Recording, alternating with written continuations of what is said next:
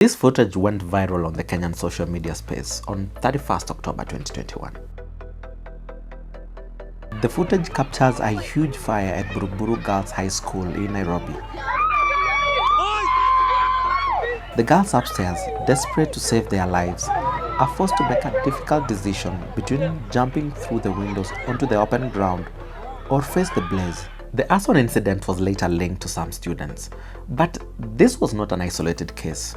It was one out of the more than 126 schools that experienced unrest in 2021. This soon became an emergency that forced the government to close the schools. What the country is now trying to figure out is, why are students burning their schools?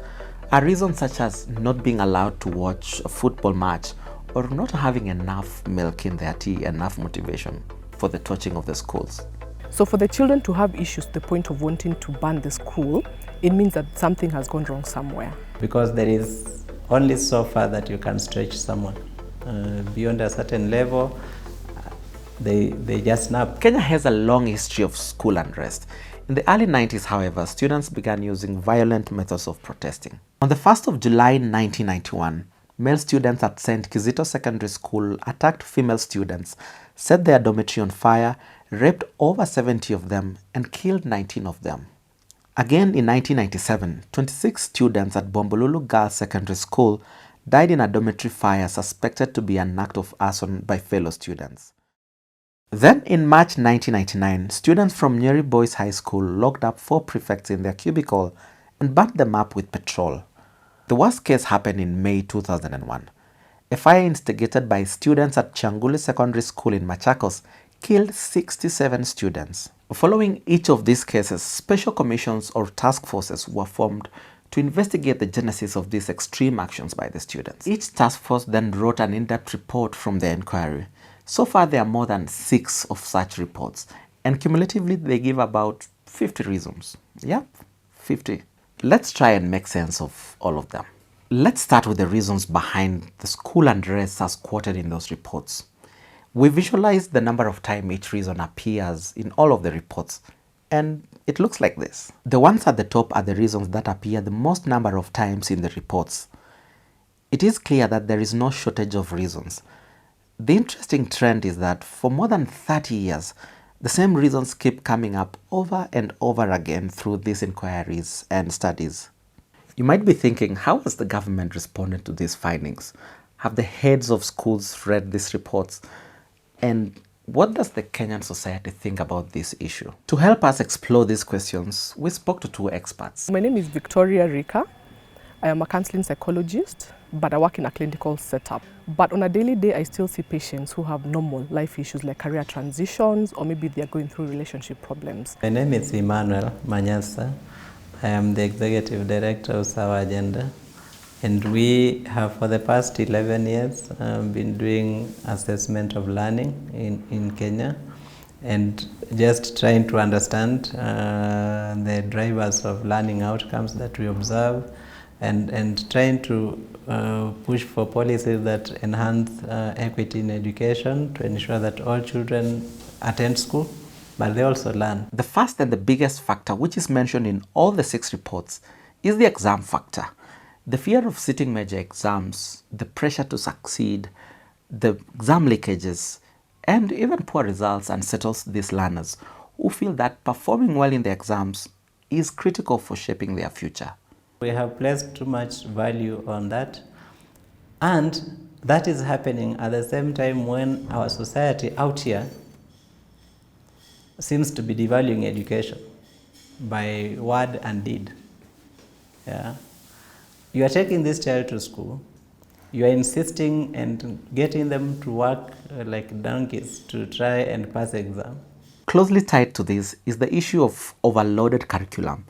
This puts further stress to these students. If we look at some of these boarding schools, children are subjected to very military style regime. You wake up at 4, you go to bed at 11, you wake up at 4 Monday to Monday, and that is strenuous. You can expect that there will be a level of dissatisfaction. A child is entitled to sleep. Don't turn a child into a robot and say, because I want my school to score straight A's, you will not sleep. You will work Monday to Monday. So that pressure, I need to perform, I must get an A. So what do the children do? They start cramming. It's not about them understanding what they're being taught. It's about them trying to cram because they need to do what? To meet the grade. So what happens to these children? Remember, they're also growing up. So their brain is still expanding as they're growing up. So all the pressure, I have to do physics, I have to do mathematics, I have to do chemistry, all that boils to a point where the child is not able to cope with it. The data points to an interesting but often overlooked fact. A majority of these strikes happen in the second term of the academic year, which is usually the longest and the toughest term for the learners, especially in the boarding schools. In the year 2008, 483 strikes happened between July and September, and in 2016, more than 130 strikes were reported between May and July. Both fell within the second term of the academic year. That was exactly the case last year, 2021, when the government squeezed in 4 terms in a year instead of the usual 3 to make up for the time lost during the COVID-19 pandemic lockdown. Then what happens when the demand is high? They get stressed, they become now vulnerable to expressing themselves in ways that ordinarily they would not. And then there is something else that has been consistent in these reports: drug and substance abuse. 23% of secondary school students reported to have consumed alcohol at least once in their lives, according to a 2016 study released by NACADA, that is Kenya's anti-drug abuse agency. So if my parents are taking alcohol, they even probably sending me to go and buy alcohol, what justifies them to tell me that you should not be taking alcohol? The same study revealed a substance abuse control gap in schools. 72% of the students said that they would access alcohol without their teachers' knowledge. This means that the schools have not done enough to detect the use of these substances. They will have maybe something like weed, marijuana hidden somewhere. And when they use these substances, even within the school setup, of course, they're catalysts towards now the unrest in the schools. In 2010, drunk students from Endarasha Secondary School set ablaze a dormitory, killing 2 students. The victims were trapped in a dormitory that had been set alight by drunk students, while dozens of boys were asleep. The need for proper guidance and counselling in schools has been emphasized by these reports over the years. A parliamentary committee of 2018 found that the Ministry of Education had failed to hire full-time guidance and counselling personnel for schools as it was supposed to.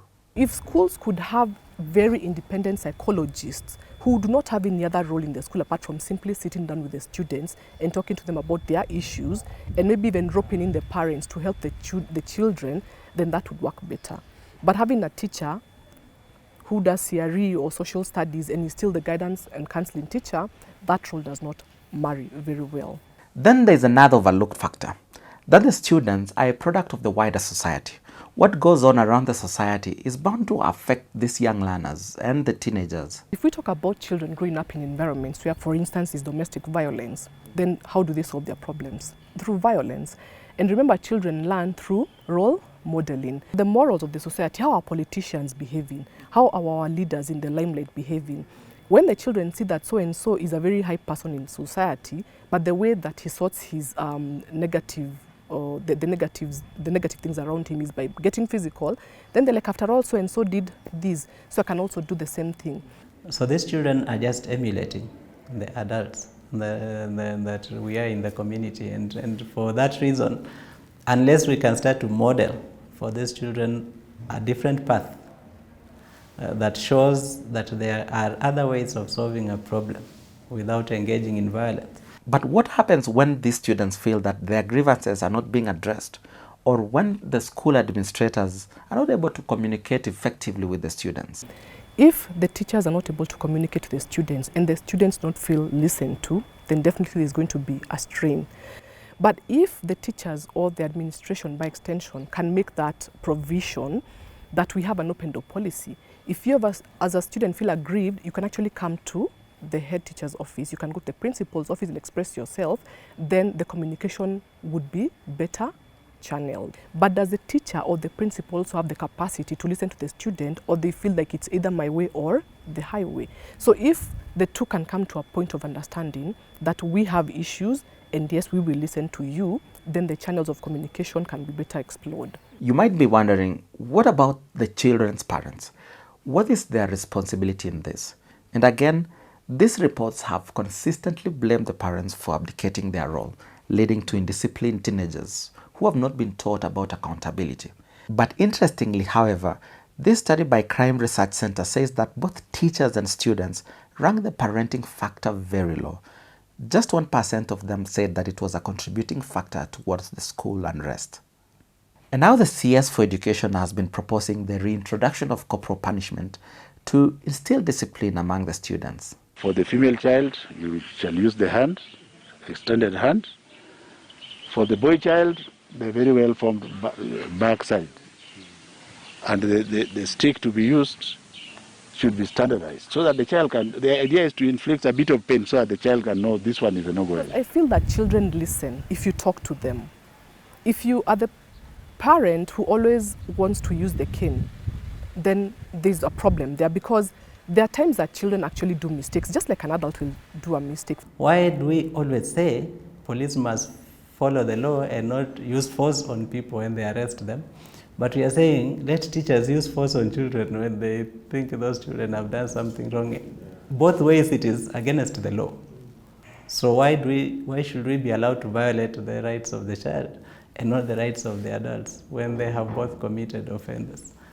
Unless we want to say let us go back there, then let us spare our children the story of Kenny. Because in any case, how many children have been implicated in these fires? And why do we want to introduce Kenny for all the millions of children in our schools? Because of the offenses of a few. You can talk to the child if this child is at an age where they can understand why they have done something wrong, and you need to talk to them about it. But if you need to employ corporal punishment, I would say that is a very personal issue. Better left for the parents and the teachers to actually come to an agreement. How corporal is corporal? Because if you beat a child and then, like we've had some of them ending up in the hospitals or some of them end up dead, then becomes a problem as well. You might have noticed that when one school goes on strike, the others follow in quick succession. We saw this in Kericho County. On Sunday, 24th October, the students of Kipsigis Girls went on strike. The following day, Kericho T Secondary School followed suit. And then on Tuesday, Kericho High School also protested. These are schools within the same locality. And that kind of pattern kept repeating countrywide. This was peer influence at play. We have something called the herd mentality. You know, the cows walk together and they just cross the road. That peer pressure, that peer influence. In the 2016 study by the Crime Research Center, both students and the teachers ranked peer pressure as the most contributing factor to the strikes that happened between June and August that year. Dr. Emmanuel also pointed us to one interesting trend he has observed within this current outbreak of school fires. If you look at the fires that have happened in these 2 or 3 months, they have generally not been accompanied by student protests. There have been fires that many students just woke up to the shock of seeing their dormitories burning. So generally I would say that most of the fires we have seen are works of conspirators. And then we don't know if these conspirators are purely students, or they are working with people who are not students within or outside the school. It is different from where you see students carrying twigs, protesting, demanding this or that, and ending up burning a school. That is different. What we have seen is a work of conspirators. In your view, what would you say is the priority? The first priority is to make the school system accountable. From the Ministry of Education through Teacher Service Commission to the school principal and the child, so that everyone is accountable for their actions. We have developed a culture of lack of accountability for everyone. So there is a fire, you come here, you blame everyone in the school, you get every parent, you condemn every parent for raising indisciplined children, you cause every parent to pay for damages, even when for some of them their own children have also been victims. Why can't we isolate those who are causing the problem and make them accountable so that everyone knows that burning a school is criminal And crime carries personal responsibility, because our law, our constitution is clear. Basic education is a right. So what I have said before is that let us strengthen our borstal institutions, expand them, so that those children who give teachers a torrid time in normal school system, we take them to the borstal institutions. And many of them will now not want to go there, and they will toe the line to stay in the normal school system. What we are focused on are the major factors cited as the main reasons behind the violent student unrest. And it's clear that the responsibility falls on different players, from the students to the teachers to the school administration to the government and the wider society. The big question is if all these stakeholders will work to address the issues raised, or if they will keep shifting the blame to one another.